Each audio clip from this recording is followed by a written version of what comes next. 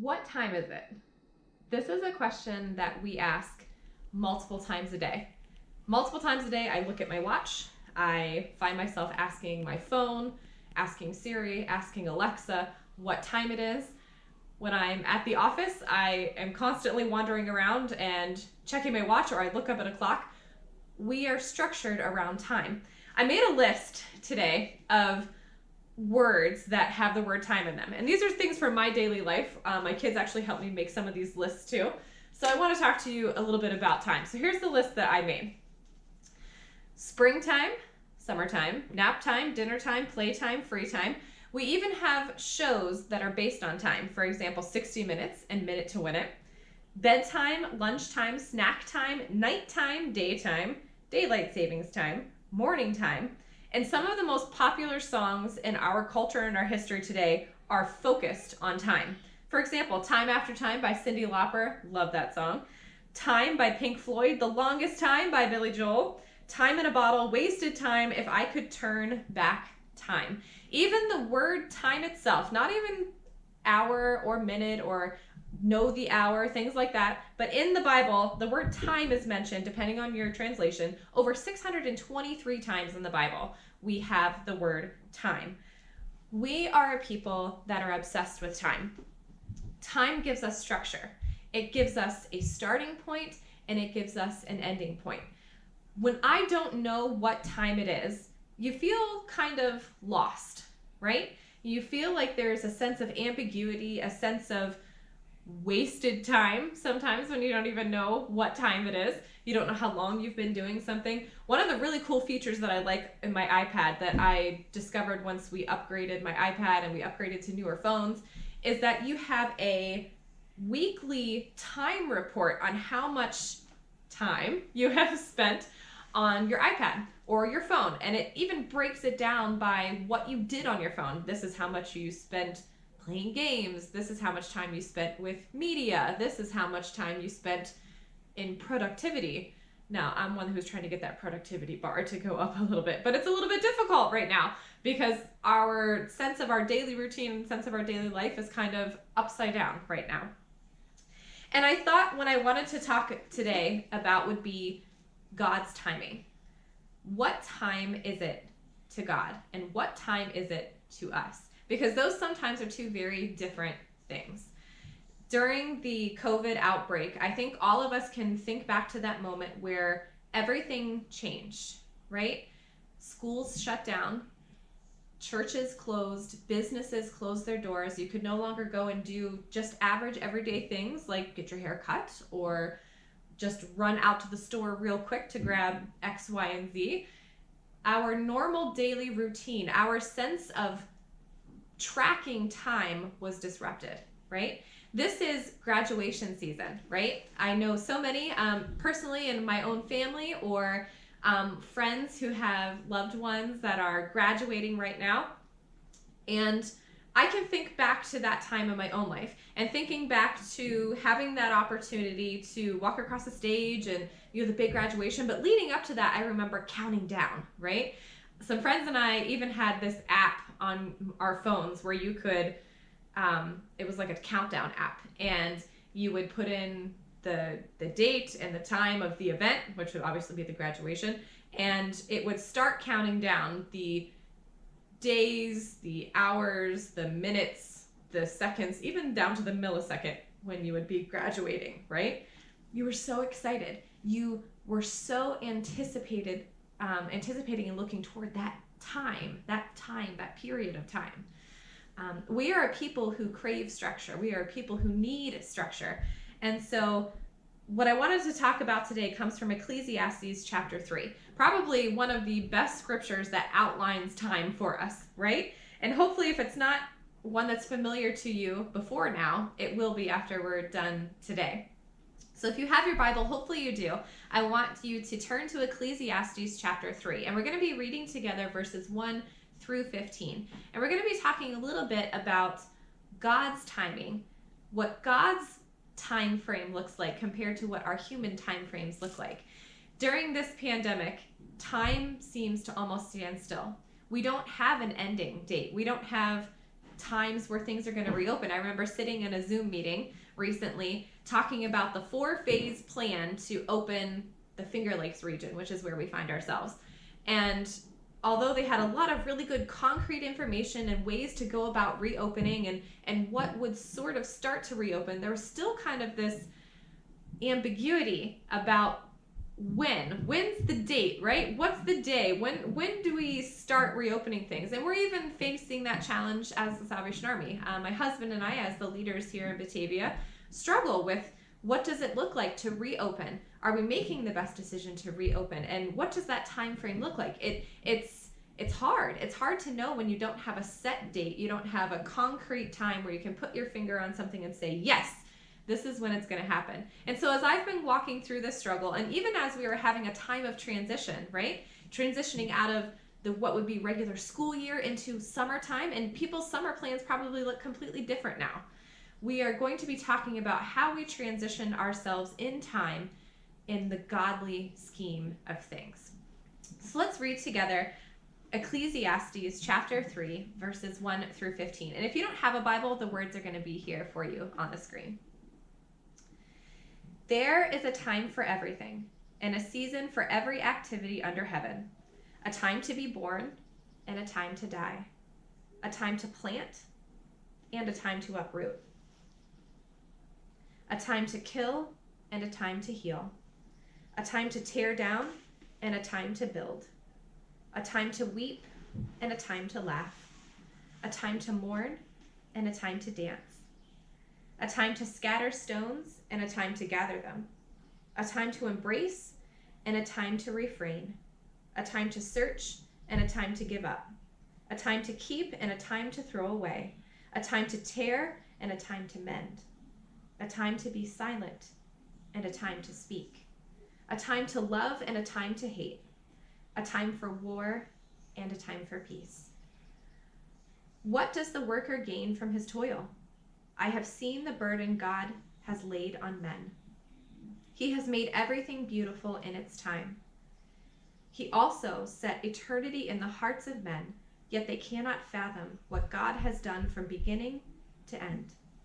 I know that there is nothing better for men than to be happy and do good while they live, that everyone may eat and drink and find satisfaction in all his toil. This is the gift of God. I know that everything God does will endure forever. Nothing can be added to it and nothing taken from it. God does it so that men will revere him. Whatever is has already been, and what will be has been before, and God will call the past to account. I don't know that there's a better scripture in the Bible to talk about time and to talk about the frame of time. We structure so much in our day around time, especially during this period of quarantine. I have really had to structure time with my kids. There are several alarms that go off either on my watch or on our Alexa home that say, it's time for this. One struggle that my middle son Colton has had, if I can be very vulnerable, he is our laid back kid, right? I often say that he is the kid that would not know that the house were falling down around him unless the roof landed right on his head. That's just how laid back he is. He's very easygoing. He kind of rolls with the punches. He's very much like his father. He can just kind of sail through life, and the big changes don't really seem to rattle him very much.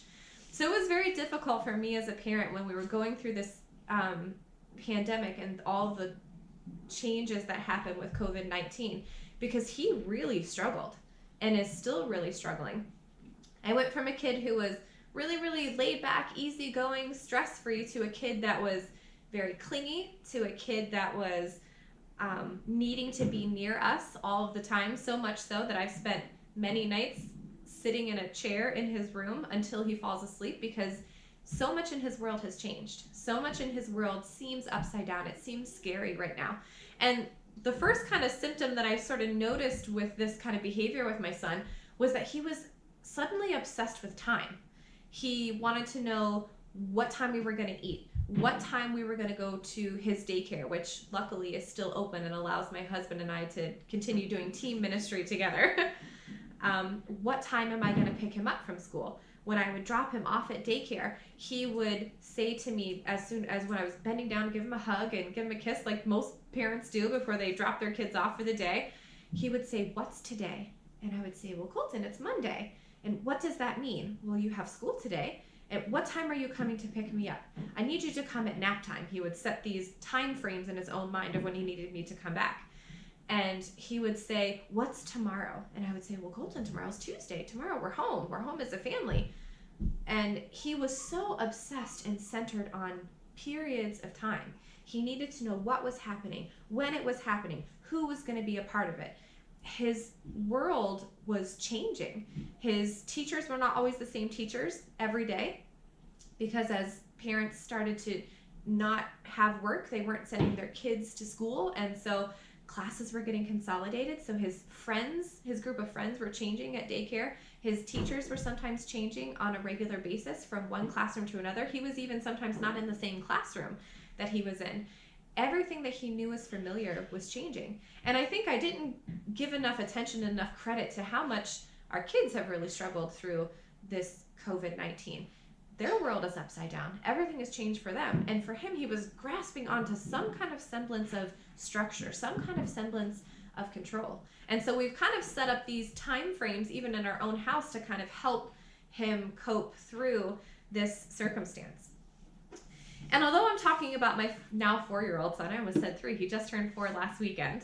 And a big thank you to people who came and paraded by our house and honked your horns and said happy birthday to him. He loved it. That was wonderful. And it did my mom heart proud and just made me feel so good. So thank you for those of you that did that. But